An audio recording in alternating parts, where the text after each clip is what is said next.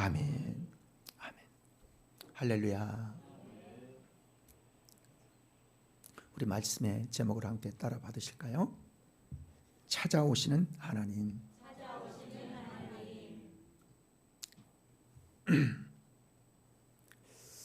성경에는요, 우물에 대한 이야기가 여러 번 많이 등장합니다.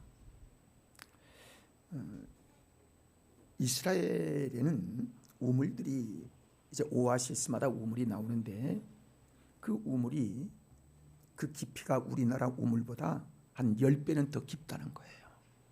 굉장히 많이 파고 내려가야 우물이 나온다는 거지요. 야곱의 우물이요, 제가 이걸 연대로 보니까 1960년쯤 되는 우물이 예수님 시대에 그때 야곱이 팠던 우물이 지금도 거기에서 물이 나왔던 때에 기록된 말씀인 것들을 알게 되어집니다. 그래서 물이 그렇게 귀하고 그리고 절대적으로 물이 필요한 나라가 이스라엘에 있고 그리고 중동 지역이었고 사막 지역이었던 사실을 보여 알게 합니다. 우리나라는 물이 정말 깨끗하고 질이 좋고 정말 물 양이 많아서 우리나라를 금수광산이라고 하는데요, 이스라엘 고관들이 우리나라를 출장 와서 박정희 대통령 때 그런 일이 있었다는데요, 워커힐에 그들을 모셨는데 그 귀군들이 잠을 자고 그 워커힐 앞에 한강이 흐르는 걸 보고 깜짝 놀라면서 보니까 물이 새파랗게 흐르고 있는 것을 보면서 이야, 참 대단한 나라다. 이렇게 귀한 물이 저렇게 풍부한 양으로 그렇게 흐른다는 것은 엄청난 축복이 아닐 수가 없다. 정말 부럽다. 정말 귀하다. 그래서 놀라면서 그 귀한 물을 가진 서울을 정말 부러워했다는 그런 일화가 있습니다. 여러분, 오늘 나오는 이 수가성 여인은요, 12시에 지금 우물을 찾아옵니다. 사도 요한은 왜 이 시간을 강조해서 제6시에 그 우물을 찾아왔는가를 말하면서 그런 이유가 있을 것을 분명히 말하고 있어요. 유대인들은 물 그릇을 주로 두 가지를 쓰는데 멀리 가서 우물물을 길러오기 위해서는 가죽 부대를 쓰고 가까운 곳에는 물동이를 쓰고 되는 거예요. 우리 옛날에는 양철동이를 이렇게 여인들이 이구 다닌 그런 것들이 있고 물지개에 이렇게 지은 것도 있는데요, 저도 물지개를 져봤는데 처음에는 비찍거리면서요 다 흘러요. 나중에는 중심이 잡혀서 잘 흐르지 않는 것들을 제가 생각을 했습니다. 여러분, 그런데 이 중동 땅, 즉 사막 땅에는 물 깃는 시간이 거의 정해져 있어요. 왜냐하면 낮에는 너무 덥기 때문에 해가 뜨는 그 시간 그리고 해가 지는 그 시간 가까이 됐을 때 물을 뚫어 우물에 나오는데, 사도 요한은 말하기를 제6시에 이 여인이 물을 뚫어 야곱의 우물에 나왔다라고 말을 합니다. 그런데 그 시간에는 물을 깃는 사람도 없고 거리에는 단 한 사람도 다니는 사람이 없어요. 왜냐하면 그 시간은 낮잠 자는 시간이기 때문에 그래요. 12시부터 3시까지, 오후 3시까지는 단 한 사람도 나가는 사람이 없어요. 너무너무 뜨거우니까. 우리나라는 12시부터 1시까지 식사를 하고 잠깐 쉬었다가 일을 다시 하는 것이 우리나라의 일반적인 근로자들의 모습인데 그들은 그렇지 못해요. 할 수가 없어요. 근데 그 시간에 물을 뚫어 나왔다는 것은 그 사람은 대인 공포증이 있었든지 기피증이 있었든지 분명히 어떤 뜻이 있었던 것들을 알게 되어지는 것입니다. 그래서 이제 그 배경이 있을 수밖에 없는 그런 것인데 예수님께서 그 여인에게 말하기를 너는 과거에 남편 5이 있었을 거야. 그리고 지금도 남편이 아니고 동거남이 있는데 그 사람과 지금 살아가고 있을 거라는 말을 하게 됩니다. 그러니까 예수님께서 이미 알고 계신 것처럼 그 여인은 그 수가성 주변의 수가성 마을에 이미 소문이 난 거예요. 누구도 상대해 주지 아니하고 누구도 그를 귀하게 여기지 아니하고 왕따시키고 그리고 손가락질하고 그러는 거예요. 왜? 그는 아무도 이 여인을 상대해 주려고 하질 않아요. 부도덕한 그 삶이 그의 여인의 삶이었기 때문에 그렇습니다. 여러분, 이스라엘 땅은요, 우리로 보면 이렇게 해서 이렇게 해가지고 밑으로 쭉 내려온 땅인데 마치 칼날처럼 생겼어요. 칼처럼 생겼어요. 근데 그 이스라엘 땅을 맨 위쪽은 갈릴리 지역, 그 다음에 중간은 사마리아 지역, 그리고 밑에 쪽은 유다 지역, 그래요. 그리고 그 밑으로 쭉 이렇게 길게 칼날처럼 뻗어나가 있는데 그 중간 지대인 그 사마리아를 유대에 계셨다가 이 사마리아로 예수님께서 방문하신 그 내용이 오늘 본문의 말씀에 나와 있는 말씀입니다. 그걸 배경으로 하고 있어요. 근데 이 사마리아 지역은 역사적으로 상처가 있는 지역입니다. 왜냐하면 아시리아라고도 얘기하는데요. 아시리아가 721년에 아시리아가 사마리아를 침범해서 그 나라를 아주 그 식민지로 만들고 두 가지 정책을 썼는데, 하나는 그들이 가장 싫어하는 유일신 하나님을 섬기지 못하도록 하기 위해서 이민 정책을 씁니다. 그래서 그 사마리아 사람들과 자기들이 식민지화한 그 나라 사람들하고 바꿔치기 해서 이민 정책을, 너는 그쪽으로 가서 살고 너는 이쪽으로 와서 살아, 이렇게 바꿔 이민 정책을 쓴 거예요. 그래서 민족 말살하려고 하는 그런 정책을 쓴 거지요.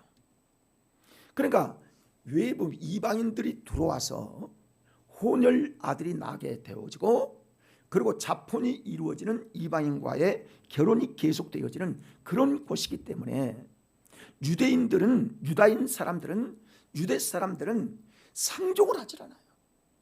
그리고 천히 여기고요. 나중에는 그것이 점점 더해서 개취급을 하는 거예요.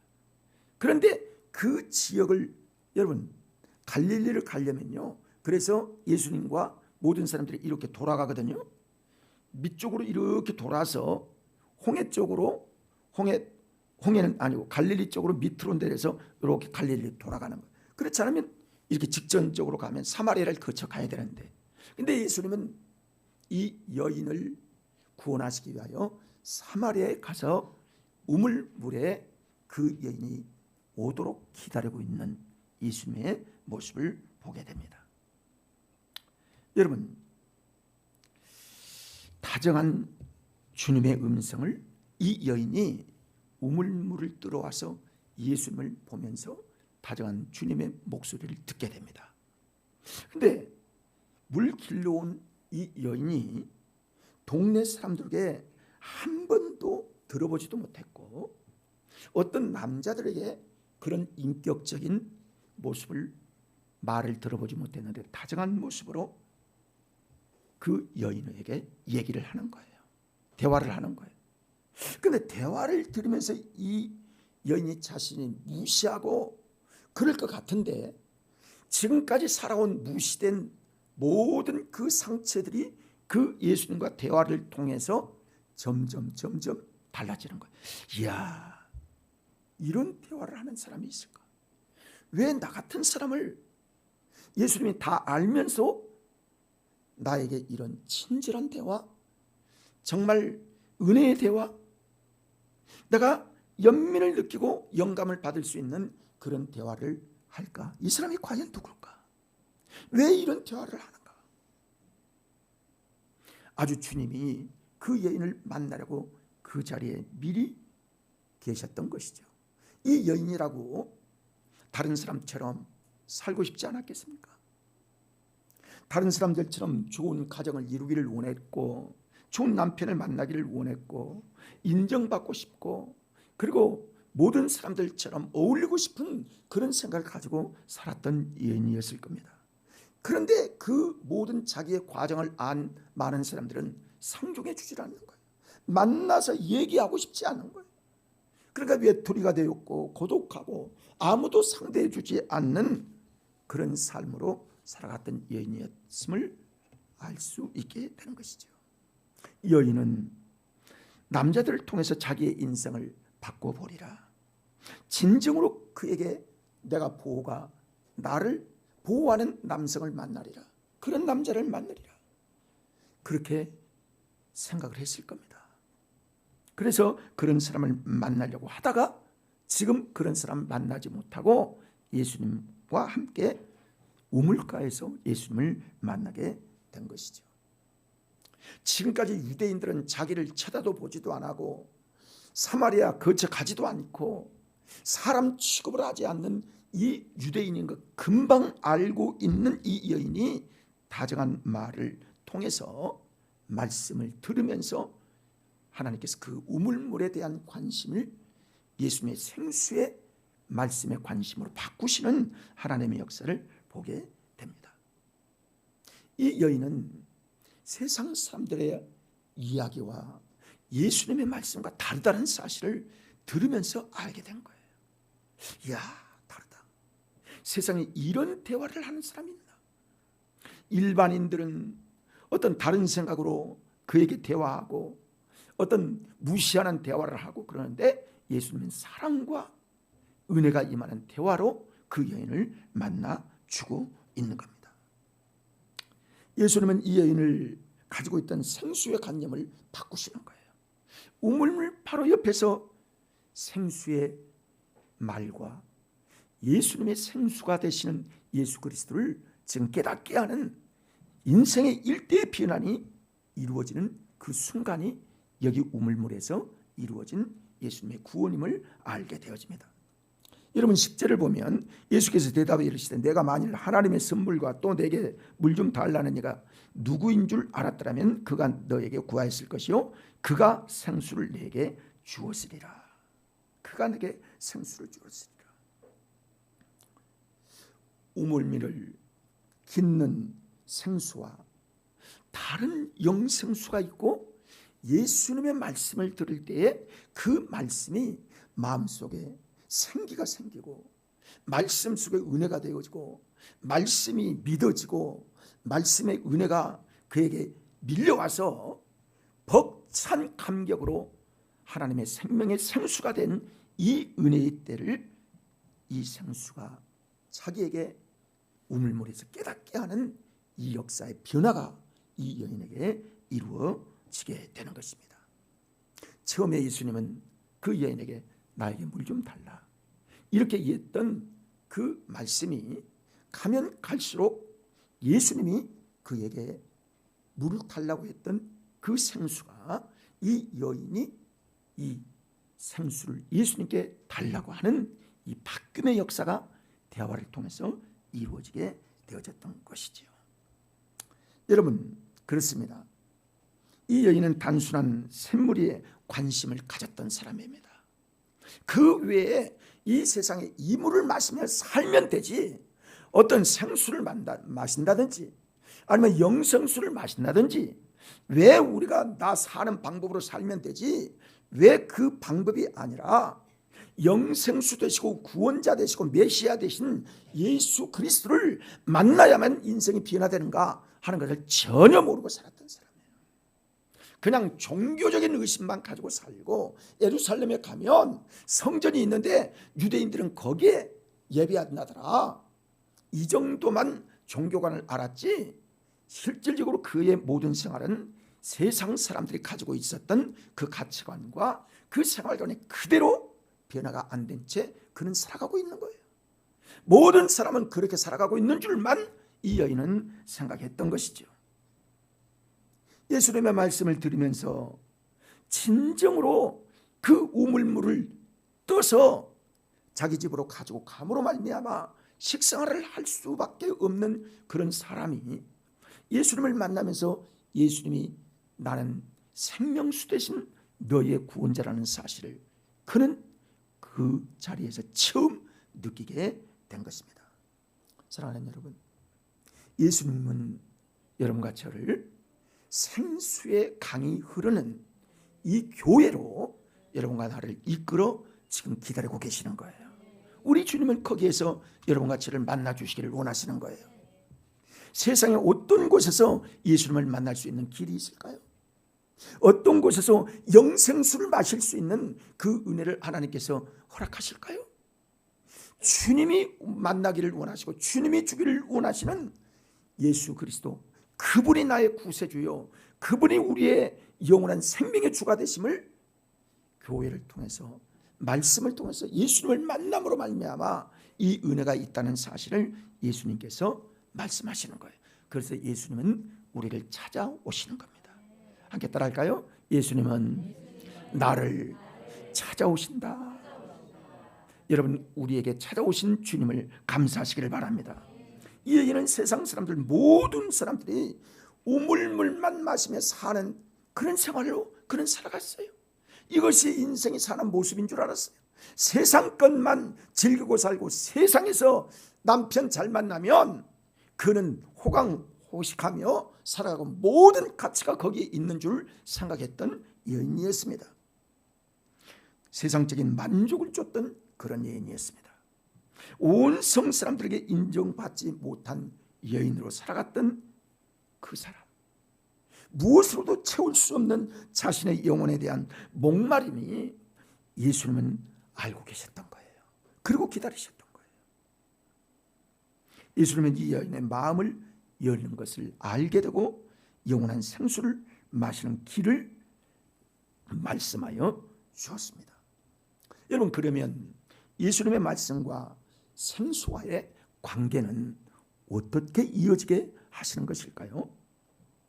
주님은 두 가지를 말씀하시는데요, 어떻게 이어지느냐 하면 예수님은 그렇게 말씀해요. 내가 나를 믿느냐? 믿음에 대한 연계를 주고 계세요. 자, 함께 따라 할까요? 예수님을 믿어야 생수가 흐르게 된다. 그렇습니다. 여러분, 예수님을 만날 수 있는 길은요, 다른 길이 없어요.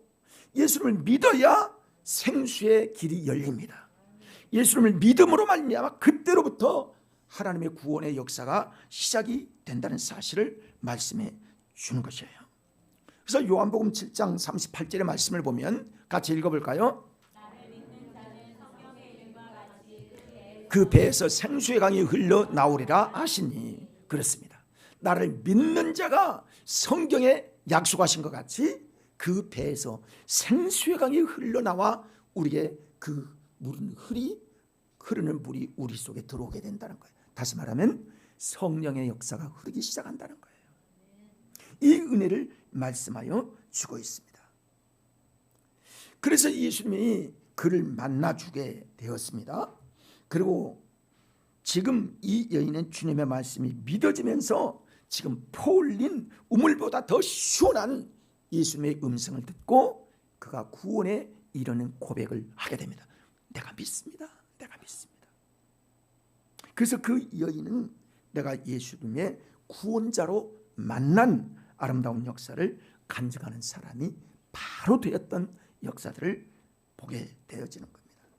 여러분, 사람을 예수 믿게 보지도 못한 예수님을 어떻게 믿으라고 간증할 수 있겠습니까? 내가 만나보지도 못한 사람을 당신 나를 믿어봐, 예수님을 믿어봐, 이렇게 얘기할 수 있겠어요? 자신이 없어서요, 도저히 할 수가 없는 거예요. 내 남편에게, 내 아들에게, 내 딸들에게, 내 형제에게 말 못합니다. 내가 확실히 믿지 않고 내가 확실히 생명수를 내가 마셔보지 않는 사람이 어떻게 그 물이 시원한지, 그 물이 영생수인지 알 수 있겠습니까? 근데 이 여인은 예수님을 만나서 믿음으로 말미암아 예수님의 은혜를 힘입고 바로 그가 변화되는 역사를 보게 되는 것이죠. 여러분, 주님은 지금도 목마른 자를 생명수샘으로 인도하고 계시는 하나님의 역사를 여러분 우리가 믿어야 합니다. 요한계시록 7장 17절의 말씀을 보면 같이 읽어봅니다. 이는 보좌 가운데 계신 어린 양이 그들의 목자가 되사 생명수샘으로 인도하시고 하나님께서 그들의 눈에서 모든 눈물을 씻어 주실 것임이라. 아멘. 목자가 되사 어떤 샘으로 인도하셔요? 생명수샘으로 인도하신다는 거예요. 사랑하는 여러분, 우리는 예수 믿고 난 다음에 생명수샘으로 지금 인도함 받고 있는 줄 믿습니다. 이게 하나님의 은혜예요. 두 번째는 예수님께서 너는 예배자가 되기를 원한다. 예배자가 되어라 라고 말씀합니다. 어떻게? 영과 진리로 드리는 예배자가 되어야 한다, 이렇게 말씀하시는 거예요. 이 대안은 참으로 놀라운 변화를 우리에게 보여주고 있습니다. 사람들에게 인정받지 못한 여인, 이혼을 흔하게 했던 이 여인, 별로 기대 없을 만큼 사람들에게 그런 기대를 주지 않는 그런 소망 없는 여인이 예수를 만나면서 그의 모든 짓눌렸던 어둠의 창법이 허물어지고 그 속에서 잠자던 신앙이 일깨워지면서 단번에 기대했던 메시아를 만나는 놀라운 경험을 그가 갖게 되어집니다. 그리고요, 그가 바로 변화되어서 뭐라고 외치냐면 내가 메시아를 만났다. 내가 예수를 믿었다. 내가 메시아를 만났다. 여러분, 우리가요 세상을 추구하고 살아갔던 사람들이 예수를 만나고 예수 그리스도의 생명수가 내 안에 들어오게 되면요, 시원함을 얻을 뿐만이 아니라 우리가 바로 변화되어서 놀라운 경험과 함께 새로운 삶으로 변화되는 역사가 순간적으로 이루어지게 되는 거예요. 여러분이 예수를 믿고 안 믿고는요, 제가 이렇게 초신자들을 이제 그 교육을 하고 결신을 시킬 때 5분도 안 걸려요. 옛사람이, 세상 사람이 하나님의 사람으로 변하는 데는요 5분도 안 걸린다니까. 금방 되는 거예요. 하나님이 그렇게 역사하시는 거예요. 그는 모든 가치가, 그가 살아가고 있는 방법이 세상 물질 문명에 길들여진 사람이었습니다. 다른 거 바라지 않아요. 나는 오직 돈으로 살 수밖에 없고, 나는 이 세상에 돈만 있으면, 백그라운드만 있으면 모든 것들이 행복할 수 있는 그런 가치관으로 살았던 사람이었습니다. 그 사람을 하나님께서 영의 사람으로 바꾸시는 은혜가 지금 우물가에서 이루어진 그 시간도 그렇게 길지 않았습니다. 1시간도 걸리지 않았던 것 같습니다. 그가 변화되는 시간은 바로 1시간도 되지 않아서 그는 완전히 새로운 변화의 삶을 이루게 되었던 것이죠. 여러분, 우리는 물질, 문명 사회를 떠날 수는 없습니다. 문명이 좋은 것이고 돈이 좋고, 그러나 그 쌓여든 이 현실 속에서 살아가는 이 인생만이 우리가 인생을 살아가는 거 아니라는 사실을 주님이 지금 변하게 하시는 거예요. 우리는 물질 세계를 넘어서 더 넓게 펼치고 영원한 하나님의 영광의 역사가 임하는 하나님의 나라가 있고, 영생을 우리에게 선물로 주신 그 은혜가 우리에게 있다는 사실을 성경은 우리에게 말씀해 주고 있는 거예요. 그걸 바라보게 하는 거예요. 그걸 우리에게 바꾸시는 거예요.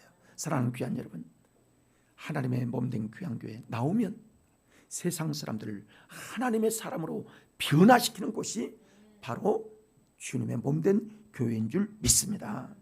자기가 가지고 있던 신앙의 고집들도 있습니다. 이론도 있습니다. 세상에 가지고 있는 자기 지식, 자기 경험, 자기가 가지고 있는 지혜, 이런 것들이 많이 누구든지 가지고 있어요. 자기의 이론이 있는 사람이 없는 사람이 없습니다.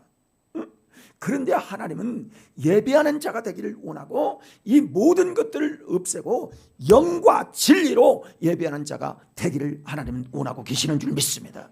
사랑하는 여러분, 영으로 예배하시기를 바랍니다. 진심으로 예배하시기를 바랍니다. 이걸 주님이 원하시고 계시기 때문에 그 여인을 예배하는 자가 되어야 한다, 믿음의 사람이 되어야 한다고 말씀을 하고 있어요. 여러분, 하나님의 자녀가 된 우리 모두는요, 이 은혜를 받은 거거든요. 이 은혜를 우리가 받은 거예요. 이 귀한 선물을 주님께서 공짜로 우리에게 주신 은혜가, 이것이 바로 우리에게 주신 은혜임을 여러분 아셔야 합니다. 이 은혜를 찬양하는 우리 모두가 되기를 바랍니다. 자, 하나님의 은혜 한번 찬양을 한번 들어볼까요? 사랑하는 여러분, 기독교의 가치는요, 가치의 전환입니다. 여러분, 예수님이 제자들을 부르실 때에 베드로, 안드레, 그리고 그의 제자들이요, 주님 앞에 부를 때에 그들이 어떠했나요? 그들이 배와 그물을 버려두고 예수님을 쫓았다라고 말씀하시는 거예요. 이 여인이 지금 갑자기 바뀌게 되니까요, 정신이 나간 것처럼요, 지금 뭐하러 왔어요? 물 뜨러 왔어요. 근데 그 물동이를 버려두고 자기 동네에 미친 듯이 돌아다니면서 지금 거기는 다 잠자고 있어요. 잠자고 있는 사람들 길거리에 다니면서요, 내가 메시아를 만났다, 내가 메시아를, 주체할 수 없는 그 은혜, 그 사랑, 그 감격이 그를 소리지르게 만드는 거예요. 내가 예수를 만났다, 내가 예수를 만났다. 여러분, 이게 전도입니다. 사람들이 옆에서 나와서 너 누구를 만나? 예수가 메시아가 어땠다는 거야? 그랬더니 그가 단 한마디가 뭐냐면, 예수님에 대해서 제대로 얘기할 수도 있는 것도 아니고, 와 보라, 와 봐서 네가 판단해. 네가 판단하고 와서 네가 들어보고 그 말씀이 생명의 말씀인지 가짜인지 네가 들어봐라. 그리고 예수를 믿어 구원에 이르라고 말씀을 합니다. 여러분, 마태복음 13장에는 밭에 감추인 보화를 발견한 사람이에요. 자기의 모든 소유를 팔아 그 밭을 샀다고 말하는 거예요. 가치의 변화가 일어나는 거예요. 가치의 전환이 이루어지는 거예요.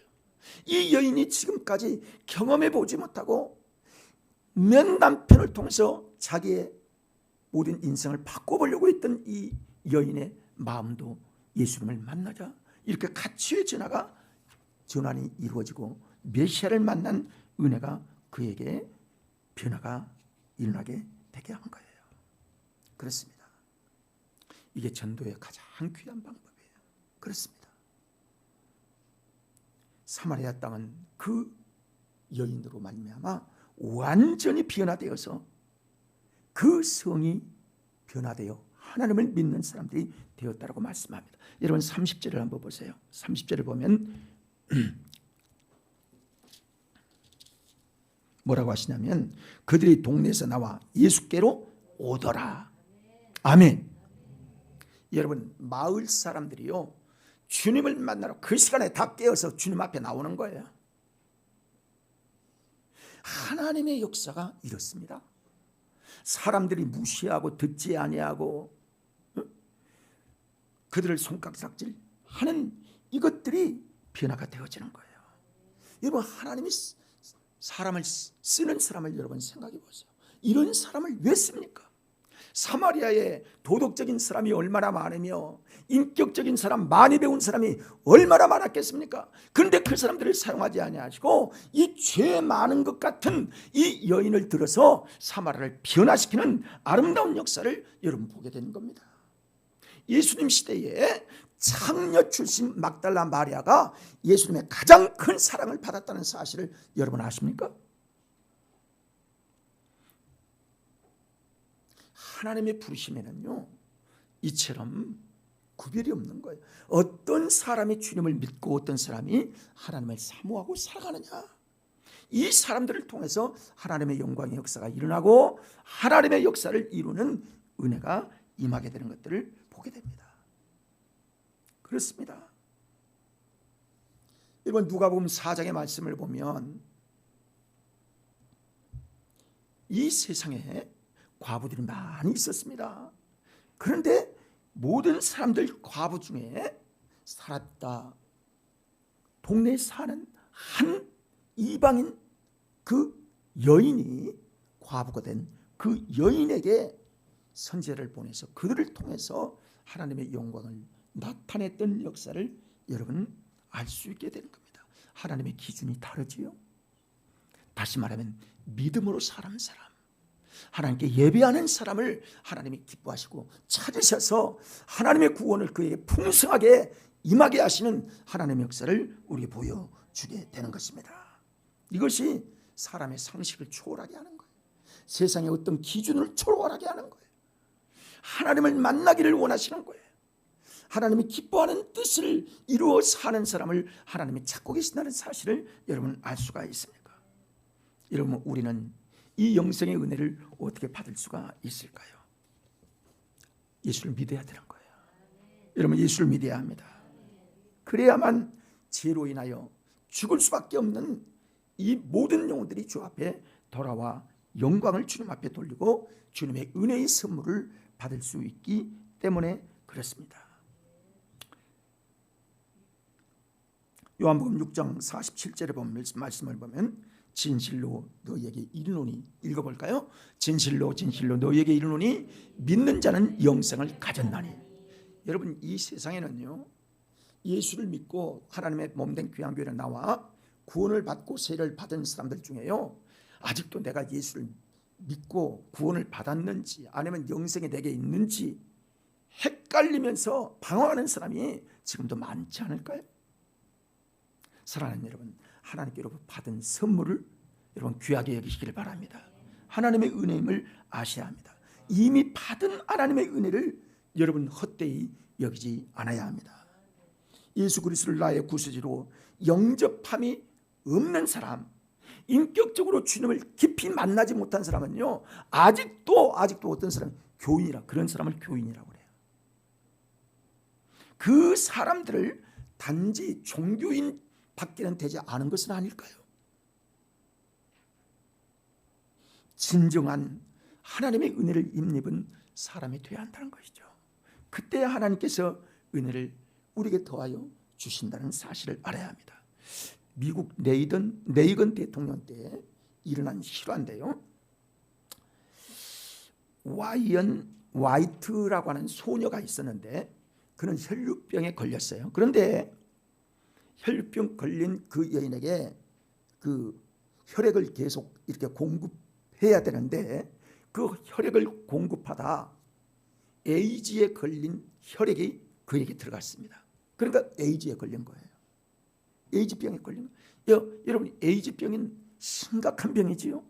지금은 연장을 할 수가 있어요. 그때도 연장이 됐지만은 그가 18세 죽는데요, 13살에 그는 혈류병이 걸렸던 그런 아이였습니다.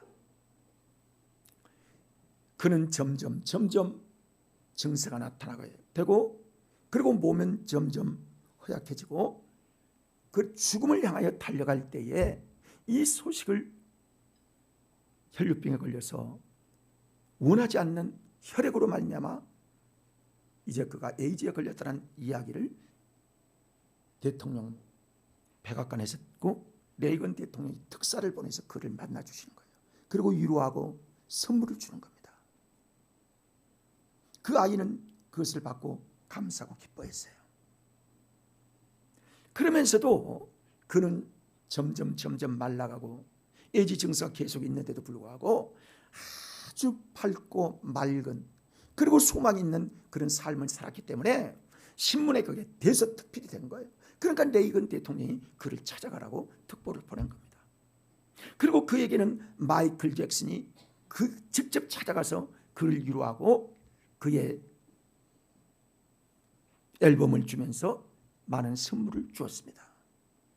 그리고 그에게는 미국의 특별한 부동산 부자인 마이클 챔프라는 사람이 그를 또 찾아가서 선물을 주고 위로하고 그랬습니다. 근데 그가 점점 허약해지면서 18살이 되었어요. 이제 주님의 부르심을 받을 그때가 가까이 되어진 겁니다. 그때 그 부모들은 얘기합니다. 사랑하는 딸아, 내가 너에게 해줄 것이 아무것도 없구나. 우리는 힘이 없다, 미안하다, 너를 위해서 내가 무엇을 해줄 수 있을까? 이 딸은 고백하기를 염려하지 마세요. 대통령이 위로를 했고 그 세계에 뛰어난 마이클 잭슨 가수가 나를 위로했고 세상의 최고의 부자인 부동산 업자가 나를 위로를 했고 많은 선물을 받았으니까 내가 뭘 받을 수 있겠습니까? 그런데 나는 하나도 걱정하지 않고 가장 귀한 선물을 받은 것이 있는데 부모님으로부터 신앙의 유산을 나는 선물로 받았습니다. 나는 지금 주님 앞에 갈지라도 오늘 내가 눈을 감으면 내일 아침에는 천국에서 눈을 떠서 주님을 배웠고 그 나라의 구원의 역사를 나는 이룰 줄 확신합니다 하는 그 말과 함께 그는 세상을 떠났습니다. 이때 많은 그리스도인들에게 놀라운 경험과 자기의 고백을 하는 거예요. 어떤 고백을 합니까? 소망을 잊지 마십시오. 나는 지금 간다 할지라도 내일 우리 주님의 그 큰 성, 영원히 빛난 성, 죽음도 없고 눈물도 없고 거기에는 어떤 검은 그림자도 없는 그곳에서 나는 일어나 주님을 배우는 이 축복의 삶을 나는 은혜로 받은 삶입니다 라고 그는 고백하며 세상을 떠났습니다. 지금 주님의 품에 있겠죠? 사랑하는 여러분, 그렇습니다. 주님은 우리를 찾아오셨어요. 그리고 우리를 만나 주셨습니다. 그리고 이 여인을 우물가에서 만나 주신 것처럼 우리에게 그 큰 은혜를 우리에게 주셨다는 사실을 여러분 확신하셔야 합니다. 우리 교회가 오늘 이 말씀처럼 수가성 여인의 교회가 되었고 그 우물가에 주님을 만나는 은혜가 우리 교회에서 계속 이루어지는 결단의 은혜가 임하기를 나는 간절히 소망합니다. 목마른 영혼의 생수로 은혜에 감격해서 하나님을 믿을 뿐만이 아니라 예배자가 되어지고 그 예배를 통해서 하나님의 영광 받으시고 하나님의 은혜가 예배 때마다 우리에게 쏟아져서 말씀을 들을 때 은혜를 받고 말씀으로 아멘하고 하나님과 영광을 함께 나누는 귀한 은혜의 삶이 되어서 이 수가성 여인이 변화되어진 것 같이 우리의 삶이 새로운 가치관으로 새로운 모습으로 변화되어서 주님께 영광 돌리는 아름다운 우리 믿음의 공동체, 우리 쉴만한 물가 교회 되기를 간절히 소망합니다. 그 은혜가 우리 모두에게 임하기를 축원합니다. 기도하시겠습니다.